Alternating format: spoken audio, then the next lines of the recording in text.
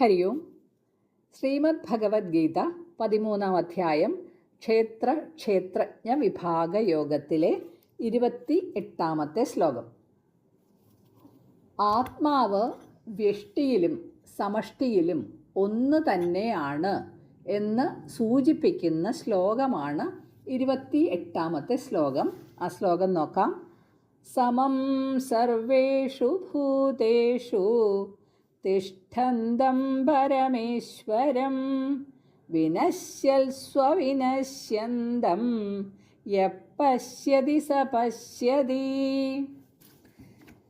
യഹ ഏതൊരുത്തൻ സർവേഷു ഭൂതേഷു എല്ലാ ഭൂതങ്ങളിലും സമം തുല്യമായി തിഷ്ഠന്തം സ്ഥിതി ചെയ്യുന്ന പരമേശ്വരനെ വിനശ്യൽസു ഭൂതങ്ങൾ നശിക്കുമ്പോഴും അവിനശ്യന്തം നശിക്കാത്തവനായി പശ്യതി കാണുന്നുവോ സഹ അവൻ പരമാർത്ഥം പശ്യതി പരമാർത്ഥത്തെ കാണുന്നു. സർവചരാചരങ്ങളിലും ഒരുപോലെ കുടികൊള്ളുന്ന പരമേശ്വരനെ നശ്വര വസ്തുക്കളിൽ അനശ്വരനായി ആര് കാണുന്നുവോ അവനാണ് സത്യദർശി. പ്രകൃതി, പുരുഷൻ അല്ലെങ്കിൽ ക്ഷേത്രം, ക്ഷേത്രജ്ഞൻ എന്നിവയെ വിവേചിച്ച് ഉപദേശിച്ച ശേഷം പ്രകൃതിയിൽ നിന്നും പരിണമിച്ചുണ്ടായ ഭൂതങ്ങളുടെ നാശവും എന്നാൽ അവയിൽ മുഴുവനായും വ്യാപിച്ചു നിൽക്കുന്ന പുരുഷൻ്റെ അഥവാ ആത്മാവിൻ്റെ നാശമില്ലായ്മയും ഭഗവാൻ ഇവിടെ വിവരിക്കുകയാണ്. പ്രകൃതിയും പുരുഷനും ചേർന്നാണ് വസ്തുക്കൾ എല്ലാം ഉണ്ടാകുന്നത്. അതുകൊണ്ട് തന്നെ എല്ലാ വസ്തുക്കളിലും ഈ രണ്ട് അംശവുമുണ്ട്, ജഡവും ചൈതന്യവും. ഇതിൽ ജഡം പ്രകൃതിയുടെ അംശവും ചൈതന്യം പുരുഷാംശവുമാണ്. പ്രകൃതിയുടെ അംശമായ ജഡത്തിന് അല്ലെങ്കിൽ ഭൂതത്തിന് നാശമുണ്ട്. പുരുഷാംശമായ ചൈതന്യത്തിന് അഥവാ ആത്മാവിന് നാശമില്ല. അത് അഖണ്ഡാകാരമായി അവിഭക്തമായി സകല ഭൂതപ്രകൃതികളിലും ഒന്നുപോലെ സ്ഥിതി ചെയ്യുന്നു. ഈ പുരുഷനെയാണ് പരമാത്മാവ് എന്നും പരമേശ്വരൻ എന്നും പറയുന്നത്. ഭൂതങ്ങളുടെ ജഡപ്രകൃതി ജനനം, വളർച്ച, രോഗം, തളർച്ച, മരണം എന്നീ പരിണാമങ്ങൾക്ക് വിധേയമാണ്. അതിന് തുടക്കം ജനനവും ഒടുക്കം മരണവുമുണ്ട്. ഭൂതങ്ങളുടെ ജഡപ്രകൃതി നശിക്കുമ്പോഴും അവയിലെല്ലാം സമനിലയിൽ നാശരഹിതമായി വർത്തിക്കുന്ന ചൈതന്യപ്രകൃതിയായ പരമാത്മാവിനെ, പരമേശ്വരനെ ആര് കാണുമോ അവൻ മാത്രമാണ് വസ്തുതത്വം അറിയുന്നവൻ. ജഡപ്രകൃതിയായ ശരീരം അനിത്യമാണ്. ചൈതന്യപ്രകൃതിയായ ആത്മാവ് നിത്യവുമാണ്. അഥവാ ശരീരം നശിക്കുമ്പോഴും നാശരഹിതമായി നിൽക്കുന്നതാണ് പരമാത്മാവ് എന്ന് നേരിട്ട് അറിയാൻ കഴിയണം. സംസാര ദുഃഖത്തെ കടന്നു പോകാൻ അവൻ മാത്രമേ ശക്തനാകൂ. കാരണം ആത്മാവിന് നാശമില്ല എന്ന് ബോധ്യമാകുമ്പോൾ മൃത്യുഭയം നീങ്ങി അവൻ അമൃതത്വം പ്രാപിക്കുന്നു. അങ്ങനെ ഈശ്വരനെ, പരമാത്മാവിനെ കണ്ടറിയുന്നത് കൊണ്ട് എന്ത് പ്രയോജനം എന്ന ചോദ്യത്തിനുള്ള ഉത്തരമാണ് അടുത്ത ശ്ലോകം, 29-ാമത്തെ ശ്ലോകം. സമം പശ്യൻ ഹി സർവത്ര സമവസ്ഥിതമീശ്വരം നഹി നസ്ത്യാത്മനാത്മാനം തതോ യാതി പരാം ഗതിം.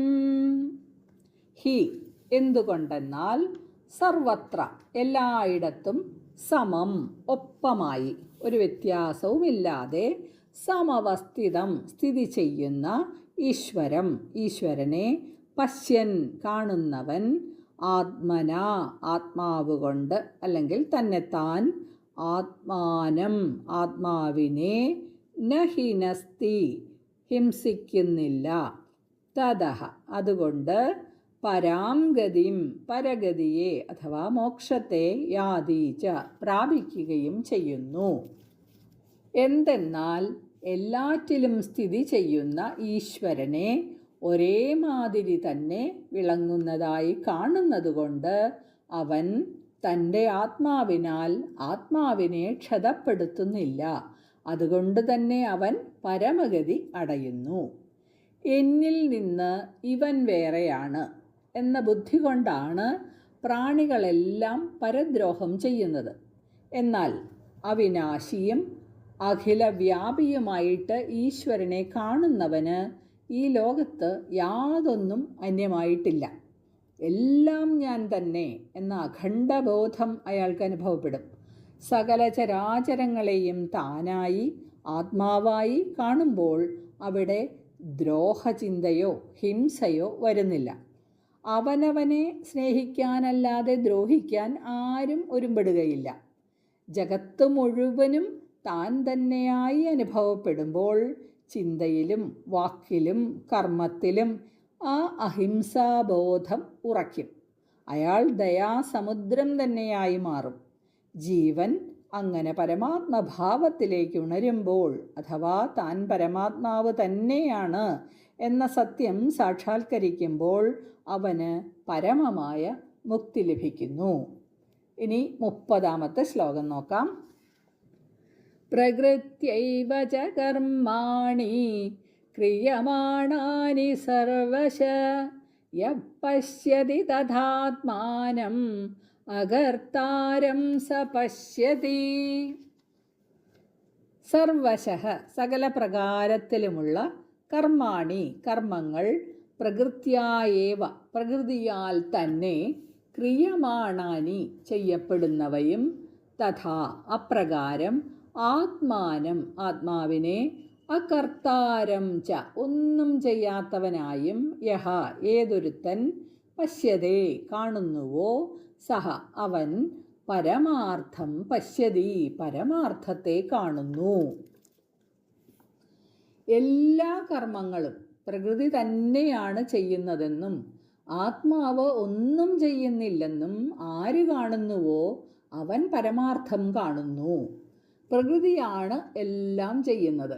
ഓരോരുത്തരുടെയും വാസനയ്ക്കനുസരിച്ചാണ് അവരുടെ കരണങ്ങൾ പ്രവർത്തിക്കുന്നത്. സാത്വികം, രാജസം, താമസം എന്നീ 3 ഗുണങ്ങളോട് കൂടിയതാണ് പ്രകൃതി. ആ പ്രകൃതിയാണ് ശരീരം, ഇന്ദ്രിയങ്ങൾ, മനസ്സ്, ബുദ്ധി എന്നിവയായി പരിണമിച്ച് കാണുക, കേൾക്കുക മുതലായ സകല കർമ്മങ്ങളും ചെയ്യുന്നത്.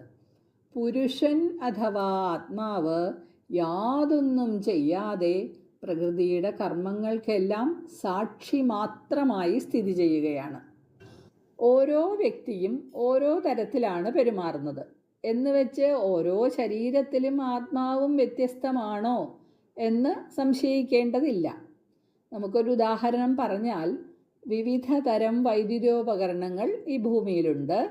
പ്രകാശിക്കുന്നത്, തണുപ്പിക്കുന്നത്, ചൂട് തരുന്നത്, കാറ്റ് തരുന്നത്, അങ്ങനെ പലതരം ഉപകരണങ്ങൾ. ഈ പലതരം പ്രവർത്തനങ്ങൾ നടത്തുന്നതാണ് ഈ ഓരോ ഉപകരണങ്ങളും. പക്ഷേ അവയിലൂടെയെല്ലാം പ്രവഹിക്കുന്ന, അവയെ പ്രവർത്തിപ്പിക്കുന്ന വൈദ്യുതി ഒന്നു തന്നെയാണ്. ഈ ദൃഷ്ടാന്തത്തിൻ്റെ വെളിച്ചത്തിൽ നോക്കിയാൽ നമുക്ക് ഇത് എളുപ്പം മനസ്സിലാകും. കർമ്മങ്ങളെല്ലാം ചെയ്യുന്നത് പ്രകൃതിയാണ്. കർമ്മങ്ങൾക്കെല്ലാം സാക്ഷിയായി ഇതിൻ്റെയെല്ലാം അന്തരാത്മാവായി സനാതനമായി നിൽക്കുന്ന സത്യവസ്തുവാണ് പരമാത്മാവ് അഥവാ പുരുഷൻ എന്ന അറിവ് തന്നെയാണ് യഥാർത്ഥ ജ്ഞാനം. ഈ യഥാർത്ഥ ജ്ഞാനത്തെ വ്യത്യസ്തമായ രീതിയിൽ ഭഗവാൻ ഒന്നുകൂടെ വിശദീകരിക്കുന്നു അടുത്ത ശ്ലോകത്തിൽ. 31-ാമത്തെ ശ്ലോകം. യഥാ ഭൂതപൃഥക് ഭാവം ഏകസ്തമനുപശ്യതി തതയേവ ച വിസ്താരം ബ്രഹ്മ സമ്പദ്യതേ തദാ. ഭൂതപൃഥക് ഭാവം, ഭൂതങ്ങളുടെ വെവ്വേറെയായ ഭാവം, ഏകസ്തം ഒന്നിൽ ഇരിക്കുന്നതാണെന്നും തതഃ ഏവ അതിൽ നിന്ന് തന്നെ വിസ്താരം ച വിസ്താരമായതാണെന്നും, അതായത് നാനാരൂപം ആയതാണെന്നും യഥാ എപ്പോൾ അനുപശ്യതി കാണുന്നുവോ തഥാ അപ്പോൾ ബ്രഹ്മഃ ബ്രഹ്മത്തെ സമ്പദ്യതേ പ്രാപിക്കുന്നു, അല്ലെങ്കിൽ ബ്രഹ്മഭാവത്തിൽ ആയിത്തീരുന്നു. പ്രാണിജാലങ്ങളുടെ വൈവിധ്യം, നാനാത്വം എന്നിവ ഒന്നിൽ തന്നെ അധിഷ്ഠിതമാണെന്നും അവയുടെ വിവിധങ്ങളായ ആവിഷ്കാരങ്ങൾ, പരിണാമങ്ങൾ എല്ലാം ആ ഒന്നിൽ നിന്ന് തന്നെയാണെന്നും ഒരുവൻ അറിയുമ്പോൾ അവൻ ബ്രഹ്മവുമായി താതാത്മ്യം പ്രാപിക്കുന്നു. പ്രകൃതി എന്നും പുരുഷൻ എന്നും പറയുമ്പോൾ അത് വെവ്വേറെയാണ് എന്ന് തോന്നാനിടയുണ്ട്. രണ്ടാണ് എന്ന് പറയുമ്പോൾ അവിടെ ദ്വൈതമായി. രണ്ടെന്ന ചിന്ത വരുന്നവന് ദ്വൈതദർശിക്ക് എങ്ങനെ മോക്ഷം സാധ്യമാകും? എന്നാൽ ആ സംശയത്തിൽ കഴമ്പില്ല. കാരണം പ്രകൃതിയിലുള്ളതെല്ലാം, പ്രപഞ്ചമായി പ്രതിഭാസിക്കുന്നതെല്ലാം ഉരുത്തിരിയുന്നത് പരമാത്മാവിൽ നിന്നാണ്.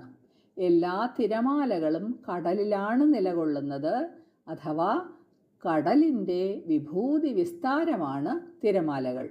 അതുപോലെ പരമാത്മാവിൻ്റെ വിഭൂതി വിസ്താരമാണ് ഈ പ്രപഞ്ചം. എല്ലാറ്റിൻ്റെയും അകത്തും പുറത്തും ഒരുപോലെ വ്യാപിച്ച് എല്ലാത്തിൻ്റെയും പ്രഭവസ്ഥാനമായി ഉണ്മയായി വർത്തിക്കുന്നത് പരമ്പൊരുൾ തന്നെയാണ്. ഛാന്തോക്യോപനിഷത്തിൽ പറയുന്നത് പോലെ പ്രാണൻ ആത്മാവിൽ നിന്നാണ്, ആഗ്രഹങ്ങൾ ആത്മാവിൽ നിന്നാണ്, തേജസ് ആത്മാവിൽ നിന്നാണ്, ജലം ആത്മാവിൽ നിന്നാണ്, അന്നം ആത്മാവിൽ നിന്നാണ്, ആവിർഭാവവും തിരോഭാവവും ആത്മാവിൽ നിന്ന് തന്നെയാണ്. പ്രകൃതി ആത്മാവിൽ നിന്ന് ഭിന്നമല്ല. ഇവിടെ കാണുന്ന സകലവിധമായ നാനാത്വവും ഏകവും പരിപൂർണവുമായ ബ്രഹ്മത്തിൽ സ്ഥിതി ചെയ്യുന്നതാണ്. ഈ സത്യം അറിയുന്ന സാധകൻ ശരീരമനോബുദ്ധികൾക്ക് അതീതമായ ബ്രഹ്മഭാവത്തിലേക്ക് ഉണരുന്നു, ബ്രഹ്മസാക്ഷാത്കാരം നേടുന്നു. ഹരി ഓം തത്സത്.